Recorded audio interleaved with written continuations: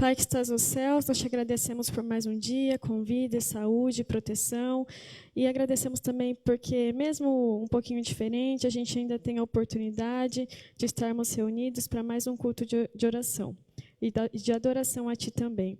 Por favor, esteja conosco em cada lar, cada família aqui representada através da internet. Esteja também com o pastor, que ele seja usado por Ti.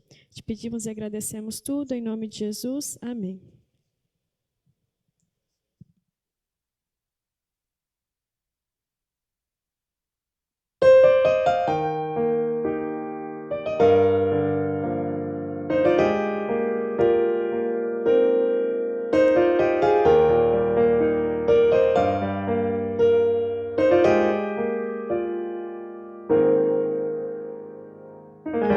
Quando paro pra pensar em tudo que passei, dificuldades, provas, os problemas que enfrentei, parece ser tão simples, mas é mais que um clichê. O que vou dizer agora pra você? Deus é bom em minha vida, e hoje vejo o que Ele fez por mim, além do que pedi. E ao pensar que caminhei só, em seus braços me levou, e hoje canto, Deus é bom.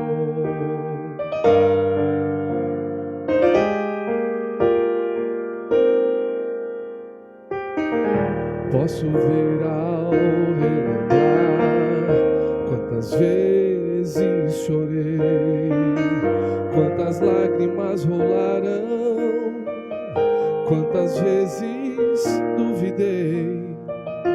E nas horas de angústia, sua graça me amparou, mesmo quando eu neguei, me amou.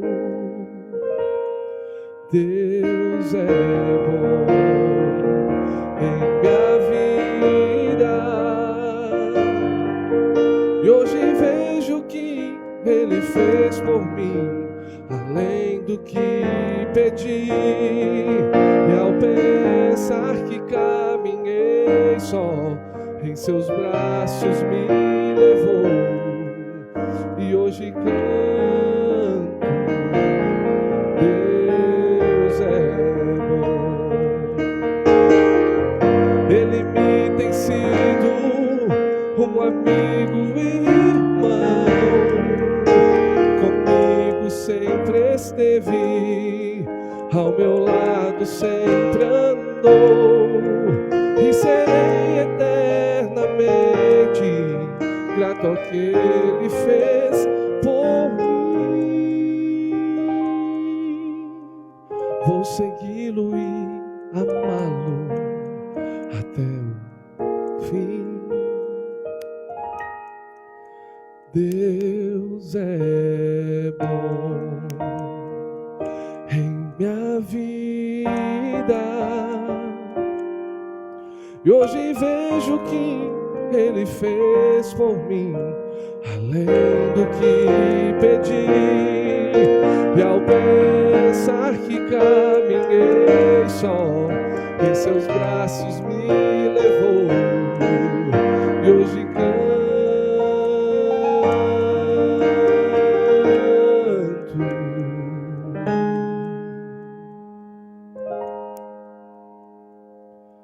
Deus é bom.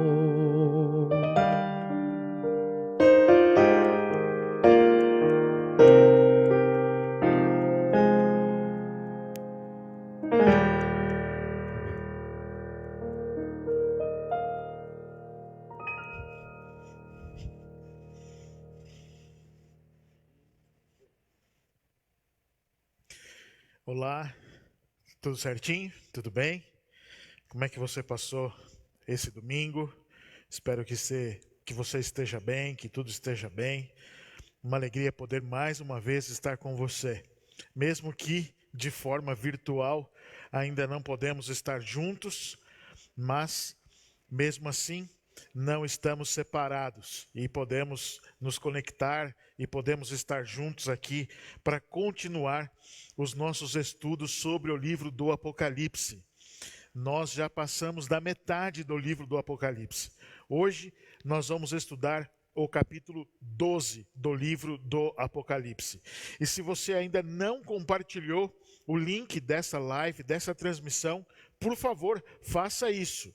Compartilhe para que mais pessoas tenham acesso. Você pode criar uma sala de vídeo aí no Facebook. Você pode compartilhar o link nos seus grupos no WhatsApp para que mais pessoas sejam alcançadas com a mensagem desta noite. Nós estamos estudando o livro do Apocalipse. Se você está conosco aqui pela primeira vez, seja bem-vindo. Nós estamos estudando, na verdade começamos desde o início do capítulo 1, estamos praticamente estudando verso a verso do livro do Apocalipse. E agora chegamos no capítulo 12. E o capítulo 12, ele é muito importante, porque o capítulo 12, na verdade, ele é conhecido como o resumo do grande conflito. No capítulo 12, nós temos 4 batalhas registradas. E nós vamos estudar com detalhes essas 4 batalhas. Nós vamos ver essas 4 batalhas. Vamos ver quem é que vence, quem é que ganha essas batalhas. E no final da nossa aula de hoje, eu vou desafiar você a permanecer do lado daquele que é vencedor. Aliás, alguns podem pensar, mas pastor, não é meio óbvio? Bom, vamos ver se de fato é assim, tão óbvio, tão simples. Lembra? Uma explicação. Aliás, algumas pessoas têm me perguntado assim, pastor, por que o senhor não faz uma tabelinha de conversão profética para ajudar nos estudos? Querido, veja, quando você faz uma tabelinha de conversão profética, essa tabela ela é muito ampla, ela é muito, enfim, os símbolos, eles não são únicos. Então, o mesmo símbolo, às vezes, tem vários significados. Essa fluidez do texto, essa fluidez dos símbolos, às vezes, complica em fazer uma tabelinha para fazer essa transformação profética. Então, eu prefiro que a cada capítulo a gente estude e a gente busque o símbolo lá no livro, lá no Antigo Testamento. Eu tenho dito aqui, é a chave para nós entendermos o livro do Apocalipse. Tá bom? Tudo certinho? Animado aí? Está com a Bíblia? Você que é de Floreal? Você que é de Valentim Gentil, tudo certo? Você que é membro aqui de Votuporanga, tudo bem com você? Está animado? Está comigo aí? Apocalipse capítulo 12, vamos começar a ler o verso 1. Apocalipse capítulo 12 e o verso 1. Diz o seguinte o texto: viu-se grande sinal no céu, a saber, uma mulher vestida do sol, com a lua debaixo dos pés, e uma coroa de 12 estrelas na cabeça. Bom, ele começa então a visão do capítulo 12, vendo um grande sinal no céu, e o que ele vê na verdade é uma mulher. E esta mulher, ela está em contraste com a mulher do capítulo 17. Eu já mencionei alguma coisa a respeito dessa mulher do capítulo 17, mas nós vamos depois estudar com mais detalhes o capítulo 17. Porém, esta mulher, ela está vestida do sol, ela tem a lua debaixo dos pés e uma coroa na cabeça. Ora, quem é a mulher? Você sabe que em profecia, mulher representa a igreja de Deus. Mulher representa a igreja de Deus. Num primeiro momento, a mulher aqui, ela é simbólica. Num outro momento, essa mulher é uma referência a Maria, a mãe de Jesus. Tá bom? Veja a fluidez do texto, a fluidez dos símbolos. Então, Verso 1, a mulher representa a igreja de Deus. Eu não vou ler os textos, mas você pode anotar 2 Coríntios capítulo 11, verso 2, Efésios capítulo 5, verso 21 até o verso 23, Ezequiel capítulo 16, a partir do verso 8 até o verso 14, você vai ver essa simbologia. Jesus se referindo ao seu povo, à sua igreja, como uma mulher. A questão do matrimônio e do adultério também é usada para se referir à igreja. Ela está vestida do sol. A luz constitui a veste de Deus. Se você ler o Salmo 104, verso 2, você vai descobrir que a luz constitui a veste de Deus. Lá em Malaquias, capítulo 4, verso 2, o profeta afirma que Jesus, ele é o sol da justiça.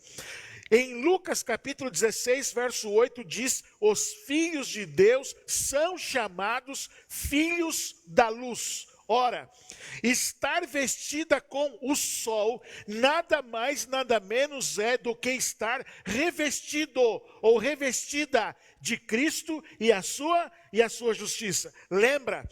No capítulo 12, a mulher representa a igreja pura, a igreja verdadeira, a igreja que não foi contaminada. Por isso, ela apenas está vestida de Cristo e da sua justiça. E a lua, pastor, lembra? Ela está vestida do sol, porém ela está com a lua sobre os pés. A lua representa a dispensação mosaica. A lua representa a igreja antes de Cristo. A igreja lá do Antigo Testamento. Os judeus, eles viviam à base, como é que eu vou explicar? Eles viviam à sombra da cruz. Por isso, a lua não tem luz própria, ela reflete a luz do céu. O que o texto está dizendo é: a dispensação mosaica passou, a dispensação do Antigo Testamento se cumpriu, ou vai se cumprir em Cristo, porque agora a igreja, ela está revestida de Cristo e da sua justiça. Vamos para a primeira batalha. A primeira batalha relatada aqui neste verso, ou neste capítulo, começa no verso 2 e vai até o verso 4. Quero ler com você. Apocalipse capítulo 12, a partir do verso 2. Que achando-se grávida, é uma referência à mulher, que achando-se grávida, grita com as dores de parto, sofrendo tormentos para dar à luz. Percebe? É uma batalha. Porém, esta batalha registrada aqui, embora ela esteja registrada primeiro aqui no capítulo 12, se nós estudarmos na história, a ordem cronológica, esta não é a primeira batalha entre Deus e o diabo. É a segunda batalha. Então veja, embora no capítulo 12 ele apresenta a primeira batalha, sendo essa, na história do mundo, esta é a segunda batalha. Vamos continuar lendo, vai ficar melhor para você entender. Verso 3. Viu-se também outro sinal no céu, e eis um dragão, grande, vermelho, com 7 cabeças, 10 chifres, e nas cabeças 7 diademas. Verso 4. A sua cauda arrastava a terça parte das estrelas do céu, as quais lançou para a terra. E o dragão se deteve em frente da mulher que estava para dar à luz, a fim de lhe devorar o filho quando nascesse. Então, se num primeiro momento, lá no verso 1, a mulher, ela representa a igreja de Deus, imaculada, agora a mulher aqui é literalmente Maria, a mãe de Jesus. E o diabo está postos, ele está pronto para então devorar o filho que na verdade é o nosso Senhor e Salvador Jesus Cristo. Olha que interessante. No verso 9 do capítulo 12, diz para nós que a antiga serpente é o diabo, Satanás. O dragão, ele é a antiga serpente, o diabo e Satanás. Ele tem 7 cabeças. As 7 cabeças são 7 poderes políticos que no decorrer da história o diabo usou para perseguir o povo de Deus. Quando nós estudarmos Apocalipse capítulo 17, nós vamos entrar com mais detalhes referente a essas cabeças e os reinos que elas representam. Mas, para a gente adiantar um pouquinho, as 7 cabeças são poderes políticos que, durante a história, o diabo usou para perseguir o povo de Deus, a igreja de Deus, ao longo do tempo. O texto diz que também ele tem 10 chifres. 10 chifres. Segundo Apocalipse 17:12, esses chifres é a divisão do Império Romano. São 10 reis. Porque em profecia, chifre também quer dizer poder ou poderes, nações. Então, 10 chifres, 10 nações. É a divisão do Império Ocidental, quando Roma é conquistada. E então, a Europa Ocidental, a Europa que nós temos hoje, ela então é dividida em tribos bárbaras. E aí, uma pergunta para você. Porque o texto disse que com a sua cauda ele arrastou a 1/3 parte das estrelas do céu. E aí eu pergunto para você, será que o diabo tem rabo? E uma vez eu perguntei isso, e tinha um garotinho na igreja, e ele falou assim, ué pastor, se está dizendo na Bíblia que tem, então é porque ele tem. Ora, vamos lá. O texto diz assim, que com a sua cauda ele arrastou a 1/3 parte das estrelas. Veja, tudo isso é simbólico. E nós temos referência lá no Antigo Testamento para nós entendermos o que é isso. Estrelas quer dizer anjos. Lembra de Isaías capítulo 14, verso 12? Como se refere ao diabo como a estrela que caiu do céu. Então, estrela é igual a anjo.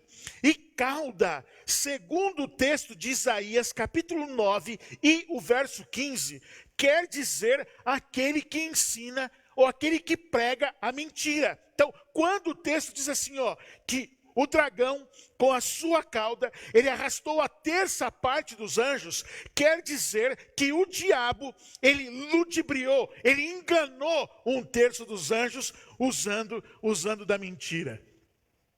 Aliás, deixa eu fazer um comercial aqui. Quarta-feira eu vou falar sobre isso, sobre as nossas mentiras do dia a dia. É só uma propaganda, aguenta aí. Você acha que a mentira, ela é um apaziguador social? Nós vamos tratar desse assunto na quarta-feira, tá bom? Até lá, vai pensando nisso. Nós vamos falar da rotina das nossas mentiras do dia a dia. E agora, o diabo, então, usando da mentira, ele engana, ele ludibria 1/3 dos anjos. E você conhece a história, a gente vai ler daqui a pouco. Há uma batalha em que eles são expulsos do céu. Quero ler com você o livro Grande Conflito, página 438, que diz o seguinte: o principal agente de Satanás, ao fazer guerra contra Cristo e o seu povo, durante os primeiros séculos da era cristã, foi o Império Romano, no qual o paganismo era a religião dominante. Assim, conquanto o dragão represente primeiramente Satanás, em sentido secundário, símbolo de Roma pagã. Entenderam?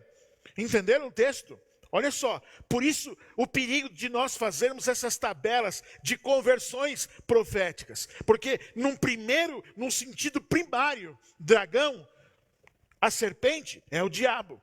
Mas num sentido secundário, segundo o livro Grande Conflito, foi o poder romano pagão que perseguiu o povo de Deus. Vamos entender o que está acontecendo? Maria está grávida. Você conhece a história. Ela não era casada com José. Você conhece a história, você lembra? Os dois agora estão em Belém. E você lembra da história? Jesus nasce. Nós temos uma visão romântica, né? Nossa, ele foi colocado numa manjedoura. Querido, manjedoura é um coxo. Manjedoura é o lugar onde os animais comem. É um coxo. E às vezes a gente vê em presépios, ou vê às vezes até alguém enfeitando alguma coisa e coloca lá uma manjedoura como se fosse algo assim, um berço esplêndido. Não é. Manjedoura é um coxo. Você conhece a história. Eles estão ali. Só que agora, os reis magos, ao irem ao encontro de Jesus, eles primeiro vão procurar Jesus aonde? No palácio de Herodes. Ora, Herodes não está sabendo de nada. Ora, como assim nasceu o Messias? Como assim nasceu um rei em Israel? Eu sou o rei em Israel. E lembra, há um decreto de Herodes. E quando sai o decreto de Herodes para matar todos os recém-nascidos, José e Maria e o menino Jesus, eles fogem para o Egito. Lembra? Começa aí a batalha. Você pode ler isso em Mateus capítulo 2. Eles fogem para o Egito, sai o decreto, há uma matança de recém-nascidos, só que Jesus estava protegido no Egito. Lembra do texto? Até que aparece um anjo para eles, dizendo assim, ó, pode voltar, porque já está tudo certo, passou essa fase. Lembra? Então, primeira tentativa do diabo foi matar Jesus quando ele ainda era um infante, um bebê. A intenção dele, querido, tudo partiu dele. O decreto de Herodes, na verdade, tinha como intenção matar o menino Jesus. Porém, eles estavam seguros no Egito. E só depois que isso passou, eles voltam para Jerusalém. Mas não acaba aí. Porque agora, Jesus, ele cresce, e agora ele começa o seu ministério, e de novo, querido, o poder político tenta, mais uma vez, acabar com a vida de Jesus. Lembra? Ele é levado para Pilatos. E o que Pilatos disse? Lembra da história? Eu lavo as minhas mãos. Lembra da história? E querido, Jesus morre a mando de um governo pagão romano. E alguém vai dizer assim, pastor, então quer dizer que quando ele era pequeno, ele venceu. Mas agora, na fase adulta, ele perde a batalha? Você já pensou nisso? Será que agora, na fase adulta, ele perdeu essa batalha? Olha o que diz o Apocalipse capítulo 12, verso 5. Nasceu-lhe, pois, um filho varão, um filho homem, que há de reger todas as nações com cetro de ferro. E lhe foi arrebatado para Deus até o seu trono. Querido, o diabo tentou destruir a Cristo quando ele era pequeno. O diabo, ele não tinha noção, ou talvez ele, na sua base, é apresentado para o povo. E então é escolhido. Eu vou soltar um criminoso. Quem vocês escolhem? E a multidão gritava para que Jesus fosse morto. É muito interessante os nomes. Porque quando a gente lê no texto original de Mateus, em grego, quando a gente lê nesse contexto, você percebe que as palavras, elas são muito parecidas. Quando ele diz o nome Barrabás e o nome de Jesus, eles são parecidos. E meio que enganando o povo, e Ellen White diz que no meio daquela multidão, o próprio diabo e os seus anjos estavam ali, e eles então gritavam para crucificá-lo. Mas eu pergunto para você, quem venceu essa batalha? Quem venceu? Vamos confirmar? A gente já leu o verso 5. Olha o que diz João capítulo 20, verso 1. No primeiro dia da semana, Maria Madalena foi ao sepulcro de madrugada, sendo ainda escuro, e viu que a pedra estava revolvida. Olha o verso 19 do mesmo capítulo. Ao cair da tarde daquele dia, o primeiro da semana, trancadas as portas da casa onde estavam os discípulos, com medo dos judeus, veio Jesus, pôs-se no meio e disse-lhes: paz seja convosco. Primeira batalha. Quem venceu?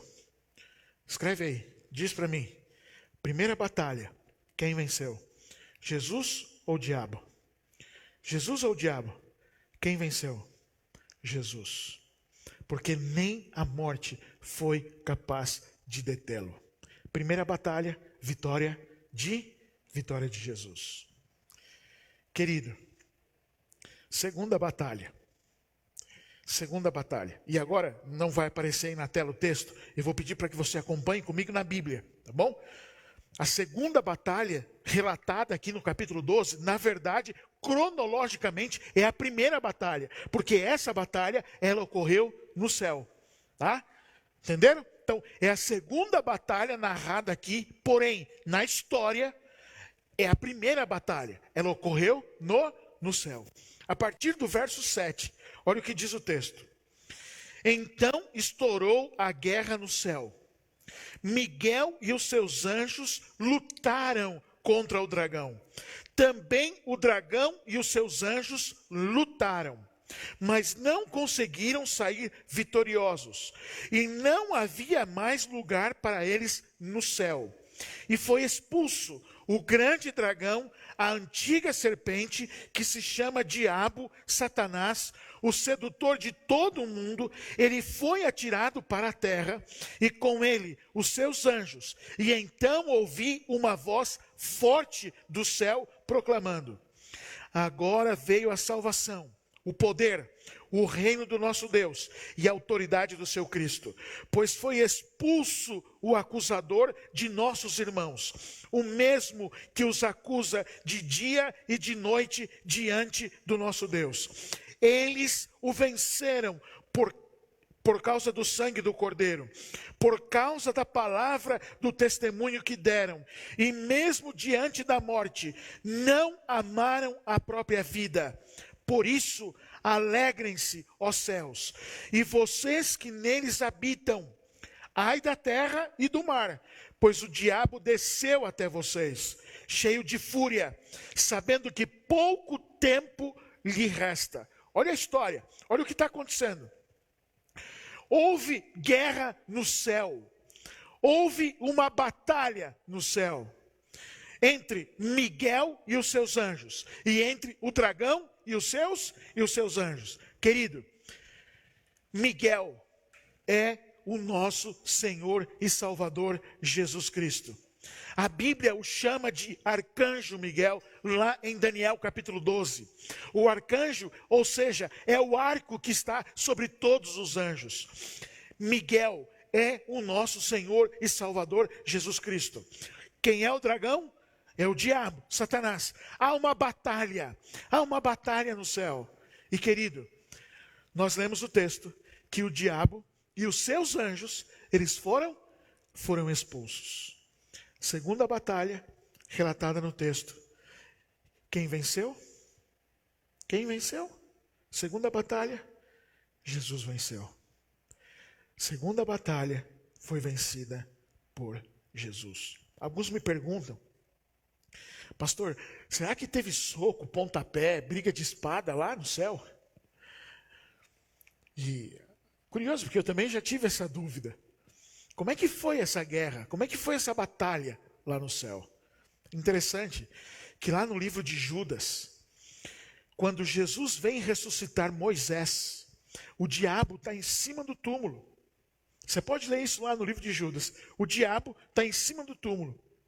E porque ele não quer permitir, ou ele não quer deixar que Jesus leve o corpo de Moisés. Eu vou fazer uma pausa aqui. Obrigado, Kleber. O radiador secou hoje, né?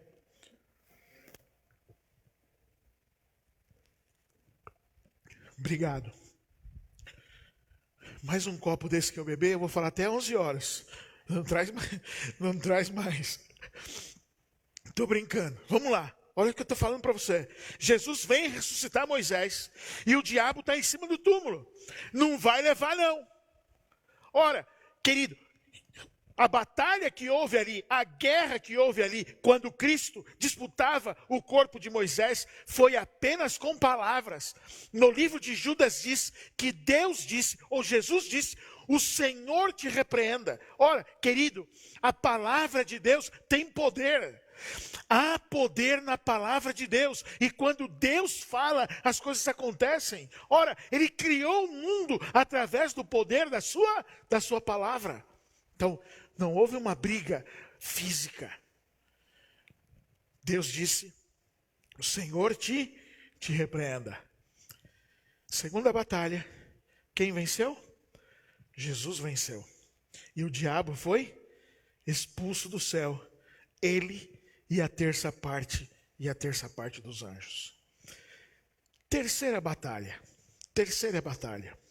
Vamos voltar aqui no verso 6. Terceira batalha, verso 6, capítulo 12, verso 6. A mulher, porém, fugiu para o deserto. Acompanha aí comigo. Onde lhe havia Deus preparado lugar para que nele a sustentem durante 1260 dias. Vamos lá. Nós temos aqui uma profecia de tempo. Fica comigo, vamos lá. Verso 13 agora, a partir do verso 13. Quando, pois, o dragão se viu atirado para a terra, perseguiu a mulher que dara à luz o filho varão. Verso 14.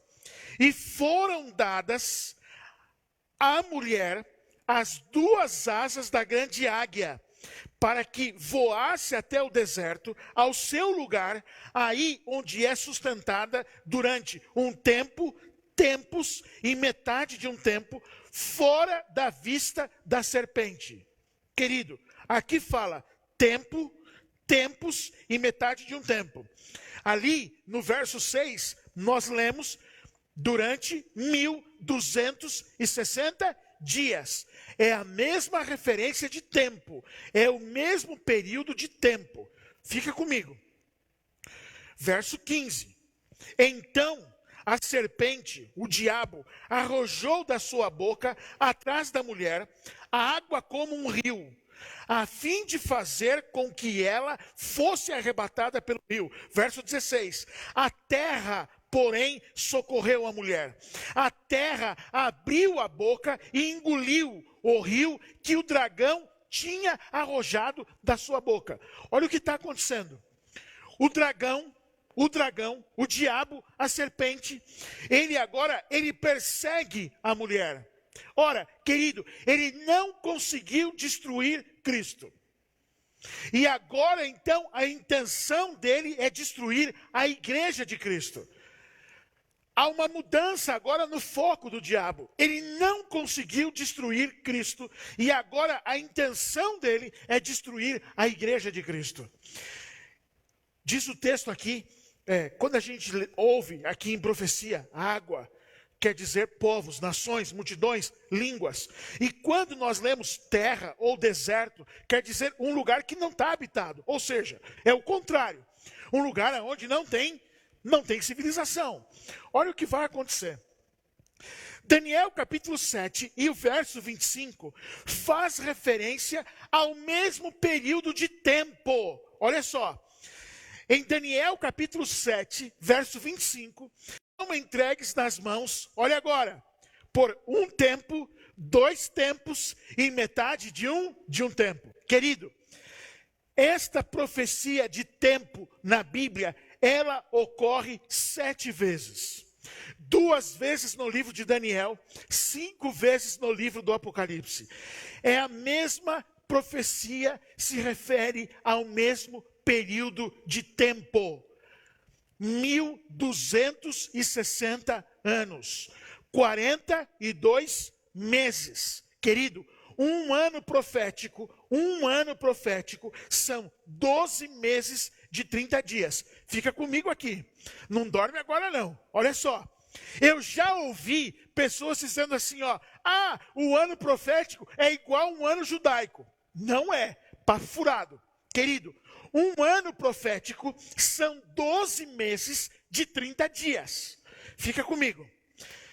7 vezes essa profecia se repete. 2 em Daniel, 5 no Apocalipse. Olha agora.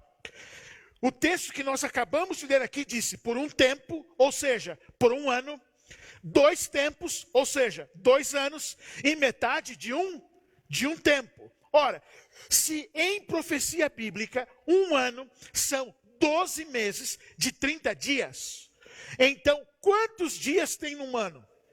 Me ajuda aí. Fez a conta? Já fez a continha? Escreve aí para eu ver. 12 vezes 30. Me ajuda aí. Vamos ver se alguém responde. Ô John, olha aí, se alguém responder, o primeiro que responder vai ganhar um livro. Vamos ver. Acho que ninguém quer ganhar um livro, né? O Adriano deu 2 livros. Adriano, você deu 2 livros para a gente doar aqui. Faz a continha aí para mim. Um ano profético são 12 meses de 30 dias. Então, quantos dias tem um ano profético? Quem? Vai aparecer aqui. A Andréia já ganhou. Alguém vai falar que é marmelada, né? Mas é a irmã do Israel. Mas está tudo certo. Andréia, pode cobrar. Você vai ganhar um livro. Olha só. Presta bem atenção. E tem mais pessoas aqui respondendo. Maravilha. Que bom que você está comigo. Continua aí. Querido, olha agora. Um ano 360. E depois ele diz, 1 ano, 2 anos e metade de 1 ano. Ora, quanto que dá isso? 1260 dias. Em profecia, um dia equivale a um ano. Ora, então são 1260 anos. 1260 anos da supremacia papal. Querido, lembra os 10 chifres, 10 tribos bárbaras que invadiram Roma. E há agora uma divisão do Império Romano. Porém, há 3 tribos dessas tribos bárbaras que são arianas. Não tem nada a ver com raça. Elas não creem na doutrina da Trindade. E elas são um empecilho para o avanço da igreja. A última tribo a ser vencida foram os ostrogodos no ano 538. E exatamente no ano 538, a vitória sobre os ostrogodos. Começa então a contagem dos 1260 anos. E durante esse período, querido, a igreja de Deus, ela foi perseguida pelo diabo. Lembra? Ele não conseguiu destruir Cristo. Cristo venceu a batalha. E agora, ele investe a sua força para destruir a igreja de Deus. 1260 anos da supremacia papal. A gente vai estudar isso com detalhes domingo que vem, porque domingo que vem nós vamos estudar Apocalipse capítulo 13. E aí a gente vai estudar isso com detalhes. O texto fala das asas de águia, que foi dada à mulher. E lembra, a mulher aqui agora não é mais a Maria, mãe de Jesus. A mulher aqui é não ouvi? A mulher agora aqui é a igreja. Não esquece, a igreja. E olha agora o que acontece. É dada para essa mulher 2 asas, como asas de águia. Querido, aonde nós encontramos uma referência a essa lá no Novo Testamento? Nós temos? Temos. Êxodo capítulo 19, verso 4. E Deuteronômio capítulo 32, verso 11 e o verso 12. Olha o que diz os textos. Tendes visto o que fiz aos egípcios, como vos levei sobre asas de águia e vos cheguei a mim? Ora, querido, a história do Êxodo, a história do livramento do cativeiro egípcio é contada no Antigo Testamento como se Deus tivesse carregado a nação de Israel, o povo de Israel, como se ele tivesse dado a eles asas como de águia. Ora, a igreja perseguida agora, lá no Velho Mundo, a igreja perseguida lá no continente europeu, ela recebe asas da grande águia. Ou seja, o que isso quer dizer? Isso quer dizer que Deus pega a sua igreja e transporta a sua igreja para um lugar seguro. Você já ouviu falar no Mayflower? Mayflower foi um navio. Esse navio saiu da Inglaterra no ano de 1620. E esse navio trouxe para os Estados Unidos, a primeira viagem, mais de 100 pessoas. Deixa eu ver se eu tenho o número certinho aqui. 102 passageiros. Cristãos. Fugindo da perseguição. Fugindo da perseguição. E eles chegam. Sabe o que eles estão buscando? Sabe o que eles querem nessa terra deserta? Nessa terra que não era habitada? Eles estão buscando liberdade religiosa. Longe do poder hegemônico da igreja romana. Eles querem liberdade religiosa. Lembra da data que eu mencionei para você? 1620. Um navio, Mayflower, leva para os Estados Unidos. Ou seja, assim como Deus fez lá no Egito, com asas da grande águia, transportando o povo do cativeiro egípcio.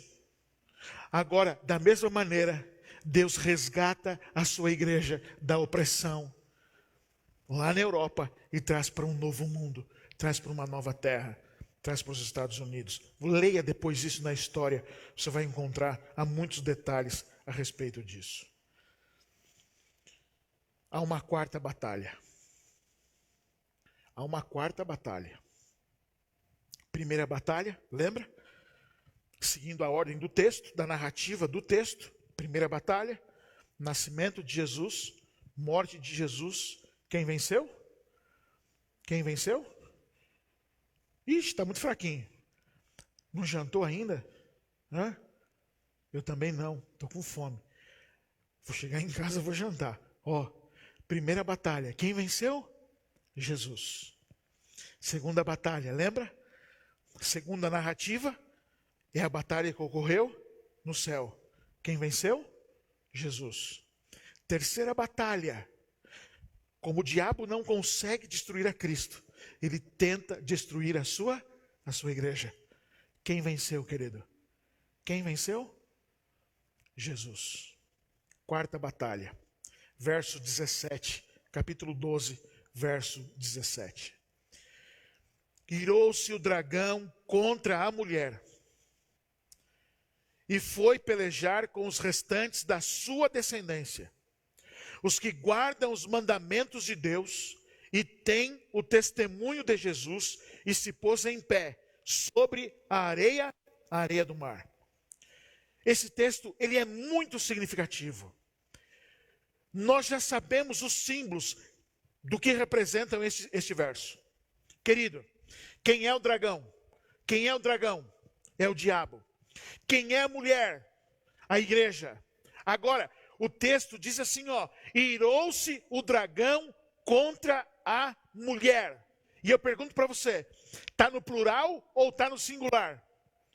Me ajuda aí, responde. Está no plural ou está no singular? Querido, olha só. O texto diz que o diabo, ele está irado com uma igreja. Ora, o diabo não está irado com todas as igrejas. O diabo está irado com uma igreja. E qual é, querido, a igreja que o diabo ele está irado? E ele foi pelejar com os restantes da sua descendência. Qual é a igreja que o diabo está irado? O texto responde: os que guardam os mandamentos de Deus e tem o testemunho de Jesus. Você descobre, lendo Apocalipse 19, que o testemunho de Jesus nada mais, nada menos é do que o dom profético. Querido, o diabo está irado com uma igreja. A igreja que o diabo está irado é a igreja que guarda todos os seus mandamentos e tem o dom de profecia. Novamente, eu quero ler com você o grande conflito. Os dignitários da igreja e do Estado unir-se-ão para subornar, persuadir ou forçar todas as classes a honrar o domingo. A corrupção política está destruindo o amor à justiça e a consideração para com a verdade, e mesmo na livre América do Norte, governantes e legisladores, a fim de conseguir o favor do público, cederão ao pedido popular de uma lei que imponha a observância do domingo. Consegue entender o que está acontecendo agora? Ora, querido, existe uma igreja aqui nessa terra, uma igreja verdadeira, uma igreja fiel à Bíblia, uma igreja que ainda guarda os mandamentos de Deus, inclusive o 4º mandamento. E o 4º mandamento da lei de Deus é uma referência à observância do sábado. E agora, poderes religiosos, poderes políticos se unirão. Nós já estudamos isso. Lembra quando nós estudamos aqui sobre a união das igrejas? Poderes políticos se unirão com poderes religiosos para obrigarem as pessoas a guardarem o domingo. A liberdade de consciência, obtida a tão elevado preço de sacrifício, não mais será respeitada. Querido, nós estamos vivendo exatamente a última batalha. Nós estamos inseridos no contexto da última batalha. Presta atenção no que está acontecendo. O diabo, desesperado e frustrado por fracassar em destruir a igreja de Deus durante os 1260 anos da supremacia papal, ele agora ataca os restantes da sua descendência. Ou seja, ele ataca a igreja remanescente. Querido, 4 batalhas, 3 batalhas concluídas, 3 batalhas vencidas pelo nosso Senhor e Salvador Jesus Cristo. Uma batalha ocorrendo exatamente agora. Nós ainda não chegamos no clímax, nós ainda não chegamos no auge dessa batalha. Mas nós sabemos o que nos espera no futuro. E eu pergunto para você, de que lado você está? De que lado? Que lado você escolhe? Nós estamos vivendo, querido, essa última batalha. A igreja remanescente de Deus está sendo perseguida. E essa perseguição, ela vai ficar cada vez pior. E eu pergunto para você, de que lado você está? Quando a gente dá estudos bíblicos, é muito comum as pessoas falarem assim: pastor, eu entendi, eu sei tudo isso aí, tá? Assiste. Você que está afastado, você que está desviado da fé, Você que um dia frequentou esta igreja e que hoje está fora. Eu pergunto para você, se hoje que nós temos liberdade, se hoje nós não conseguimos ser fiéis a Deus, você acha que debaixo de perseguições, correndo risco de vida, você acha que você vai ser fiel a Deus? Ora, querido, o momento de ser fiel a Deus é agora. Por isso eu pergunto para você, qual é o time que você escolhe jogar? Qual time você quer entrar? Nós já estamos nos acréscimos. Nós já estamos nos acréscimos. E me permita fazer essa analogia com o futebol. Nós já estamos nos acréscimos. O jogo está 3-0 para Jesus. E agora você tem a oportunidade de entrar em campo e escolher um time. Você tem a oportunidade de entrar em campo e escolher um time. E eu pergunto, que time você escolhe? Ah, pastor, mas a resposta é óbvia. Ora, é lógico, pastor, que eu vou escolher o time de Jesus. Querido, parece óbvio, mas olha para o mundo, olha para as pessoas. A maioria das pessoas estão escolhendo justamente o time perdedor. A maioria das pessoas estão se distanciando de Cristo. A maioria das pessoas não querem o compromisso com Cristo. Por isso eu estou desafiando você. Qual é seu time? De que lado que você está, querido? Não dá para ficar em cima do muro. De que lado você está? Você é de Jesus? Você quer vencer? Sabe qual é a promessa de Deus para essa igreja? Para a igreja remanescente? A igreja que vai ficar até o final. Sabe qual é a promessa de Jesus? Apocalipse capítulo 3, verso 21 diz: ao vencedor dar-lhe-ei sentar-se comigo no meu trono, assim como também eu venci e me sentei com meu Pai no seu trono. Eu vou chamar a Lorena e o Adriano. Eles vão cantar uma melodia, uma música. E enquanto você ouve essa música, eu vou orar por você, para que você escolha estar no time de Jesus.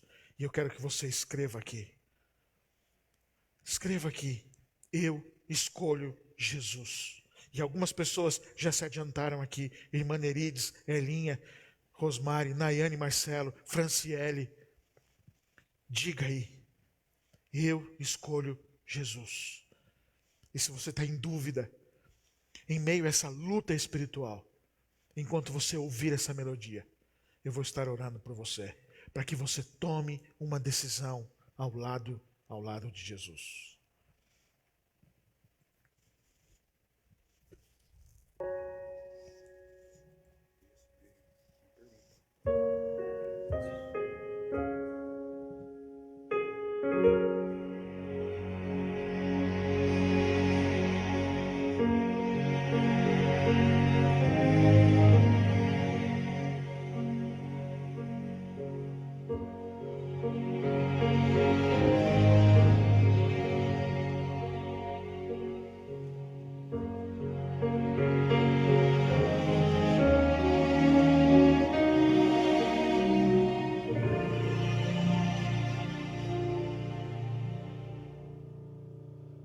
Você se cansa de tentar,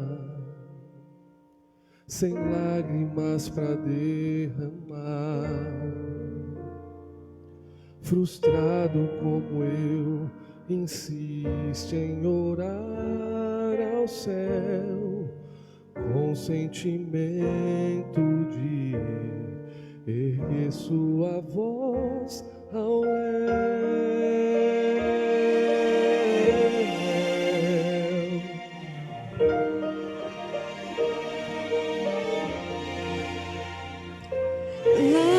contra a fé que agoniza, razão clamando por justiça, efeito da dor que cega o seu olhar e que apaga a cor de um sonho a desmoronar.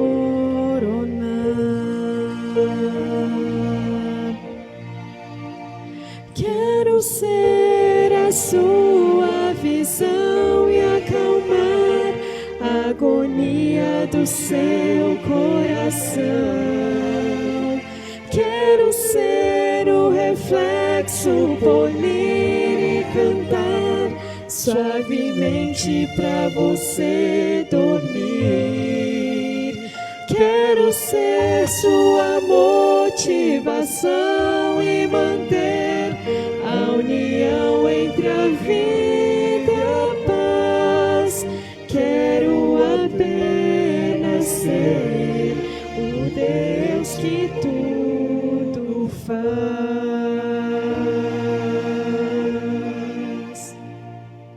Eu sei que pode ser difícil, mas não conheço o impossível. Estou ao seu lado, ouvindo você clamar, na esperança de você me deixar ajudar.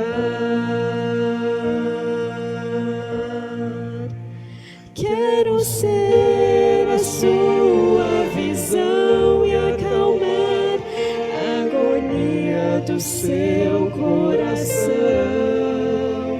Quero ser o reflexo, polir e cantar suavemente pra você dormir.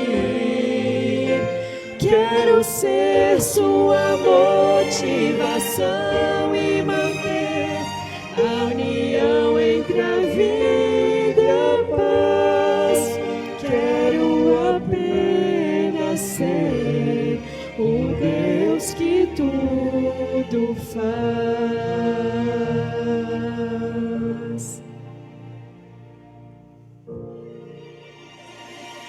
Só quero ser seu Deus.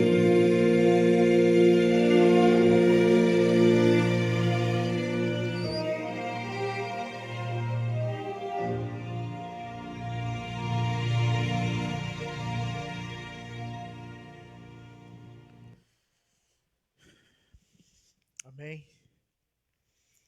Você escolheu Jesus. Eu posso orar por você?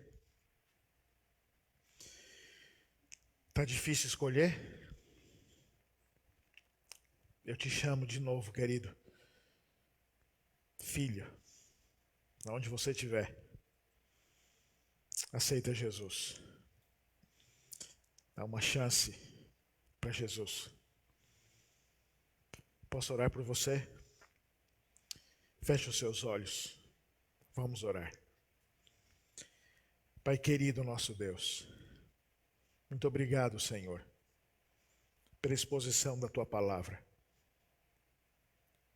Obrigado porque temos a certeza da vitória em Cristo Jesus. Obrigado porque, ao estudar a Tua palavra, nós temos um vislumbre daquilo que nos espera.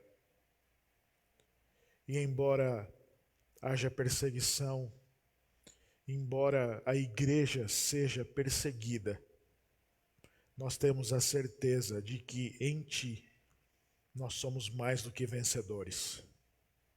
E hoje nós estamos escolhendo ser fiéis a Ti. Hoje nós escolhemos Jesus, a despeito de qualquer outra coisa, a despeito dos nossos pecados, das nossas falhas. Nós estamos escolhendo Jesus como nosso Salvador. por favor, nos recebe nos teus braços. Cura as nossas feridas. Perdoa os nossos pecados. Firma os nossos pés nos teus caminhos. Aumenta a nossa fé. Aumenta a nossa confiança. Abra os nossos olhos para que vejamos que nós não estamos sozinhos, mas que o Senhor está conosco. Rogamos a tua bênção.